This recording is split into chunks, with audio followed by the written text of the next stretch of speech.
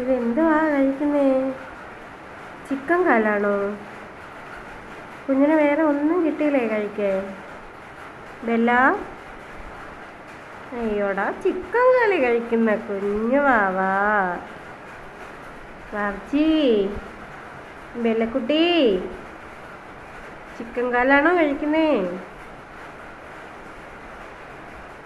തൊണ്ടയിലിരിക്കും കൊച്ചേ. ചിക്കൻ്റെ ഒരു പീസ് അവിടെ കിടന്നത് എടുത്തുകൊണ്ട് വെച്ച് കഴിക്കുവാ അവള്.